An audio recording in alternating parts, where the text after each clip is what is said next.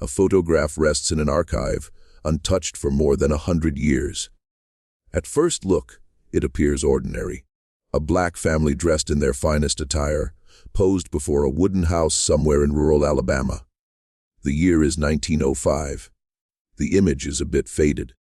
The edge shows wear from time. A father, a mother, 3 children. Every one of them stares directly into the camera with expressions of quiet dignity. But something about this photograph is not as it seems. Look more closely. Focus on the youngest child, a boy no older than 5, standing at the front of the family. Now look at his hand. He is clutching something small, something metallic. For decades, nobody noticed. The photograph moved through collections, was filed away, forgotten, until a researcher decided to zoom in.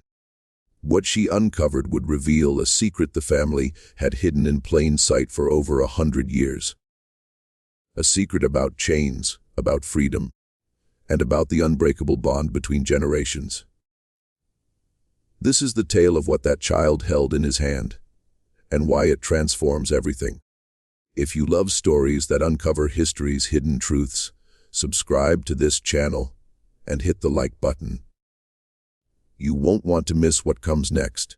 The humidity inside the Alabama State Archives was stifling, even with the old air conditioning unit rattling in the corner. Dr. Ruth, a historian focused on post-Reconstruction African-American communities, wiped sweat from her brow and turned another page of the crumbling catalog. She had spent 3 weeks immersed in boxes of unclaimed photographs, images donated by estates, churches, and historical societies over the last century. Most had no labels. Many were damaged. All were waiting for their stories to be told. It was monotonous work, photograph after photograph of unnamed faces, unknown places, fragments of lives that had fallen through the cracks of recorded history. And then she came across it. The photograph was attached to thick cardboard, the kind professional studios used in the early 20th century. The image itself was remarkably well preserved. A family of 5 stood before a modest but tidy wooden house. The father stood tall on the left, his hand resting on his wife's shoulder. She sat in a chair, her posture elegant despite the simplicity of her surroundings. Behind them, 2 older children, a teenage girl and a boy of perhaps 12, stood with clasped hands in front of them. But it was the youngest child who captured Ruth's attention. A boy, small with a serious face, stood at the front of the group. His clothes were clean and pressed, a tiny bow tie fastened at his collar. He looked directly at the camera with eyes that seemed far older than his years. Ruth leaned in closer. Something was in his right hand. She reached for her magnifying glass and held it over the image. The object was small, dark, metallic. It could have been a toy. It could have been anything. But the way the child held it, deliberately, almost ceremonially, made Ruth's heart beat faster. She turned the photograph over. On the back, in faded pencil, someone had written a single line. The Williams family, Hale County, Alabama, 1905. No first names, no context. Just a family name and a place. Ruth stared at the photograph for a long while. In 20 years of archival work, she had learned to recognize when an image was more than it appeared. When a photograph was not just a record, but a message. This was one of those photographs. She carefully placed the image in a protective sleeve and jotted a note in her research journal. Williams family portrait, 1905. Child holding unidentified object, requires further investigation. She had no idea that this single photograph would consume the next 2 years of her life, or that the mystery's answer would reach back across generations of pain, resilience, and a secret passed from parent to child in silence. The next morning, Ruth arrived at the university's imaging laboratory before anyone else. She hadn't slept well. The photograph stayed with her through the night, the image of that child's hand refusing to leave her mind. Dr. Samuel, the lab's director, and a specialist in photographic restoration, met her with his usual doubt. He had seen too many historians, convinced they'd found something extraordinary, only to learn the mysterious object was a button or a piece of lint. "Let's see what you've got," he said, adjusting his glasses. Ruth handed him the photograph. He gave it a brief look, shrugged, and placed it under the high-resolution scanner. The machine hummed to life. Within minutes, a digital image appeared on the monitor. Every grain, every shadow, every microscopic detail rendered in breathtaking clarity. Samuel zoomed in on the child's hand. The room went silent. The object was not a toy. It was not a coin, a button, or a random piece of metal. It was a key, but not just any key. This was an old key, far older than the photograph itself. The design was crude, handmade, with a thick shaft and heavy teeth. It was the kind of key that hadn't been manufactured for decades by the time this picture was taken. "That's antebellum," Samuel whispered. "That key is from before the Civil War." Ruth felt a chill run down her spine. A key from the era of slavery, held in a child's hand in 1905. That child would have been 2 generations removed from bondage. His grandparents, perhaps even his parents, born into chains. Why would a family keep such an object? And why place it in a child's hand for a formal portrait? Ruth magnified the image further. The key was attached to a thin cord or ribbon, as if it had been worn around someone's neck.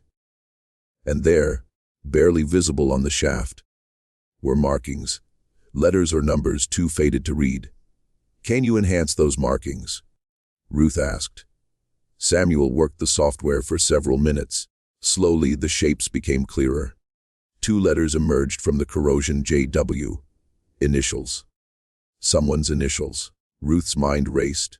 The family name on the back of the photograph was Williams. JW. Could this be an ancestor? A grandfather? A great-grandfather? She looked again at the child's face. He wasn't simply holding the key. He was presenting it. His arm extended slightly forward, the key visible and prominent. This was no accident. It was intentional. The family had wanted this key to be seen. They had wanted it recorded. They had hidden a message in plain sight, waiting for someone, someday, to understand. And Ruth was determined to be that someone. Ruth started her investigation in the only place she could: Hale County, Alabama. The county had been at the heart of the Black Belt, named for its rich, dark soil that made it prime cotton territory before the Civil War. It had also been home to some of the largest slave plantations in the state. By 1905, 40 years after emancipation, Hale County's black population had built churches, schools, and communities. But the past shadow remained. Many families still lived on the same land where their ancestors had been enslaved, now as sharecroppers or tenant farmers. Ruth drove through the county on a gray November afternoon. The fields were bare, the cotton long since harvested. Old wooden houses dotted the landscape, some abandoned, some still standing. She stopped first at the county courthouse, a crumbling brick building that somehow still held records dating back to the 1830s. The clerk, an elderly woman named Delia, looked at Ruth with suspicion when she asked about the Williams family. "Williams is a common name around here," Delia said. "You'll need more than that." Ruth showed her the photograph. Delia studied it for a long moment, her expression unreadable. "That house," she said finally. "I know that house, or what's left of it. It's out on the old Thornton plantation property, about 8 miles east." Ruth's pulse quickened. The Thornton plantation. Delia nodded slowly. Big place back in the day. The Thorntons owned hundreds of people before the war. After emancipation, some of the freed families stayed on as workers. Some of them took the name Williams. Do you know why they chose that name? Delia was quiet for a moment. "There was a man," she said. "My grandmother used to talk about him. They called him Joseph. Joseph Williams. He was the first in his family to be free. The story goes that he walked off the Thornton plantation the day the Union soldiers came and never looked back." Joseph Williams. J.W. Ruth felt the pieces beginning to connect. The initials on the key, the family name, the location. "Is there anyone still alive who might remember the family?" Ruth asked. Delia thought for a moment. "There's a woman lives out past the old church. Name is Miriam. She must be 90 years old by now, but her mind is sharp. Her grandmother was a Williams. She might know something." Ruth thanked Delia and drove east toward the remains of the Thornton plantation and the woman who might hold the answers she was seeking. The road was long and empty. The sky hung low and gray, and somewhere in the distance, the past was waiting. Miriam lived in a small white house at the end of a dirt road, surrounded by pecan trees planted long before she was born. Ruth parked and walked up the wooden steps to the porch, where an elderly woman sat in a rocking chair, wrapped in a quilted blanket despite the mild afternoon. Miriam's eyes were clouded with age, but they fixed on Ruth with startling intensity. "You're the one asking about the Williams family?" she said. It was not a question. Ruth nodded. "Yes, ma'am. I'm a historian. I found a photograph, and I'm trying to understand its story." Miriam gestured to a chair beside her. "Sit down. Let me see this photograph." Ruth handed her the image. Miriam held it close to her face, studying it for what felt like an eternity. Her hands trembled slightly, but her expression remained calm. "I know these people," she said finally. "This man here, his name was Abraham. He was my grandmother's cousin. And this woman, his wife, was called Nettie. They had 3 children. The oldest girl was Delaney. The boy in back was Thomas. And the little one in front." She paused, her finger resting on the child's image. "That's Samuel. Little Samuel. He died young. Fever took him when he was about 8 or 9. Broke his mama's heart." Ruth felt a wave of sadness. The serious-eyed child in the photograph had only a few years left to live when this image was captured. "Do you know what he's holding in his hand?" Ruth asked gently. Miriam was silent for a long moment. When she spoke again, her voice was barely above a whisper. "I know exactly what that is. My grandmother told me about it when I was a little girl. Made me promise to never forget." She looked at Ruth with an expression both fierce and fragile. "That key belonged to Joseph Williams, Abraham's grandfather. My great-grandfather. Joseph was born a slave on the Thornton plantation. He wore chains for the first 30 years of his life." She paused, her breath catching. "And that key, that little piece of metal in that child's hand, is the key that unlocked those chains. The key to Joseph's freedom." Ruth felt the air leave her lungs.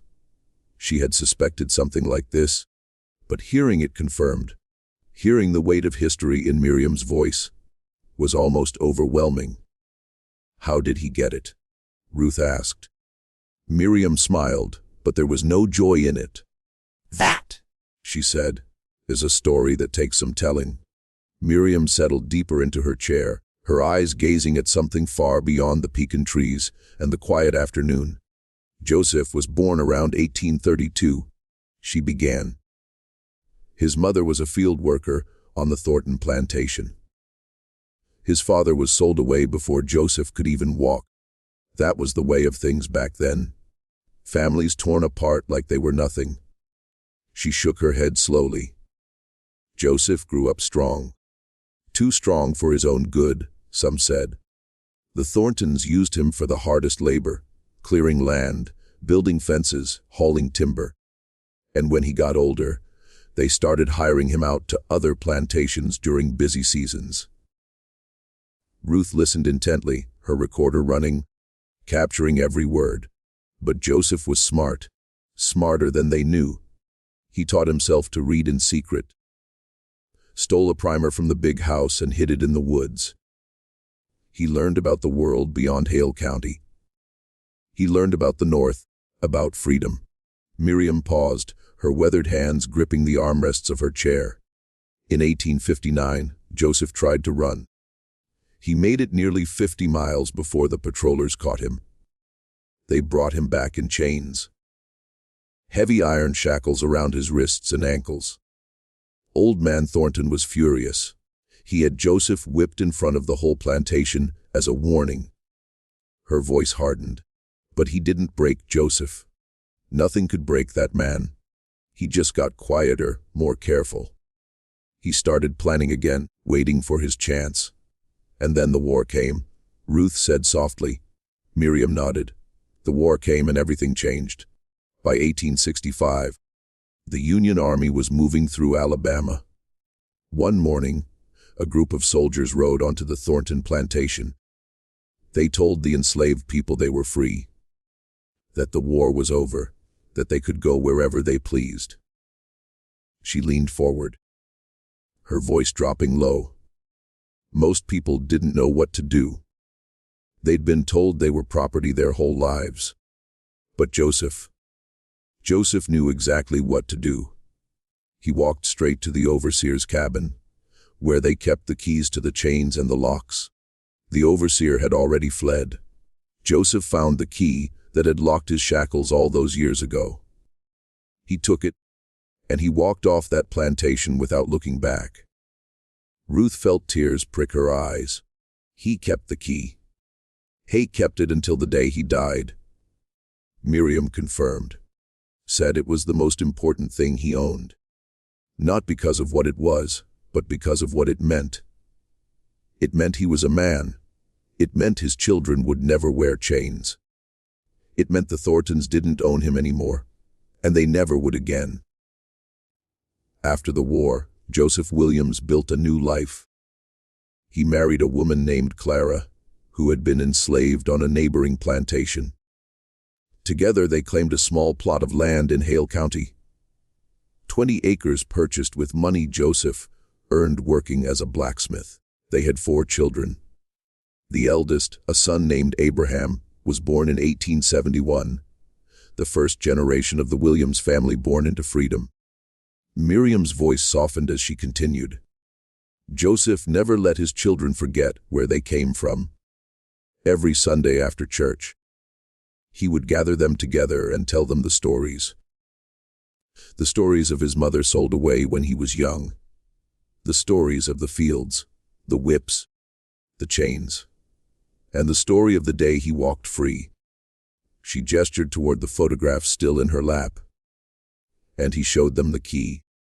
He told them it was their inheritance, more valuable than any land or money. It was proof. Proof that their family had survived, that they had endured, that they had earned their freedom through suffering and strength. Ruth understood now why the family had placed the key in the child's hand for the portrait. They wanted to record it, she said. They wanted future generations to see. Miriam nodded. Photography was expensive back then. A family portrait was a rare thing, something you might do once in a lifetime. Abraham and Nettie saved for months to have that picture taken, and when the day came, they made sure little Samuel was holding the key. But why Samuel? Why the youngest? Miriam smiled sadly. Because Samuel was the future. He was the 3rd generation born free. By putting the key in his hand, they were saying, "This is yours now. This history, this memory, this freedom, it belongs to you and to everyone who comes after you." Ruth looked at the photograph with new eyes. The formal poses, the dignified expressions, the child's extended hand. It was all deliberate. Every element of the image had been carefully arranged to preserve and transmit a message across time. What happened to the key after Samuel died? Ruth asked. Miriam's expression grew somber. It passed to his brother Thomas, and then to Thomas's daughter, and then to her son. It was kept in a wooden box, wrapped in cloth, hidden away where no one outside the family would ever find it. She paused. The key is still in the family. I know exactly where it is. Ruth could hardly believe what she was hearing. The key still existed. Miriam nodded slowly. It's been passed down for 5 generations. It's in a house not far from here. Belongs to my nephew, George. He's the keeper now. Ruth's mind raced with possibilities. If the key still existed, if it could be examined and documented, it would be an extraordinary piece of evidence, a direct physical link to the era of slavery and emancipation. Would George be willing to speak with me? Ruth asked. Miriam studied her for a long moment, as if weighing something important. George is a private man. He doesn't trust easily. The family has always kept this story to ourselves. We learned a long time ago that the world doesn't always want to hear what we have to say. Ruth understood. The history of black families in America was filled with stories that had been ignored, dismissed, or stolen. Trust was not given freely. I don't want to take anything from your family, Ruth said carefully. I only want to help tell the story, if you want it told. The decision is yours. Miriam rocked slowly in her chair, thinking. The afternoon light was fading, casting long shadows across the porch. Finally, she spoke. Come back tomorrow. I'll talk to George. If he agrees, I'll take you to see the key. Ruth thanked her and drove back to her motel as the sun set over the empty fields. She spent the night unable to sleep, her mind replaying everything Miriam had told her: the plantation, the chains, Joseph's walk to freedom, the key passed down through generations like a sacred relic, and the photograph. The beautiful, deliberate photograph that had preserved the secret for over a century. The next morning, Ruth returned to Miriam's house. The old woman was waiting on the porch, dressed in her Sunday clothes. George agreed, she said. But he has conditions. He wants to meet you first. He wants to know what kind of person you are before he shows you anything. Ruth nodded. I understand. They drove together down a series of winding back roads until they reached a modest brick house surrounded by farmland. A tall man in his 60s stood on the front porch, his arms crossed, his expression guarded. This was George, the current keeper of Joseph Williams's key. George did not smile when Ruth approached. He shook her hand firmly, but said nothing, his eyes assessing her with careful scrutiny. Aunt Miriam says you're a historian, he said finally. Says you found a picture of our family. Ruth showed him the photograph. George studied it for a long moment, his expression unreadable. I've seen this picture before, he said. There's a copy in my mother's old Bible. But I never knew there was another one out there. He handed the photograph back and looked at Ruth directly. What exactly do you want? Ruth chose her words carefully. I want to understand the story behind this photograph. Your aunt told me about Joseph Williams, about the key. I believe this image is significant. I believe it deserves to be seen and understood. George was silent for a long moment. Then he turned and walked into the house without a word. Ruth looked at Miriam, uncertain. The old woman simply nodded and gestured for her to follow.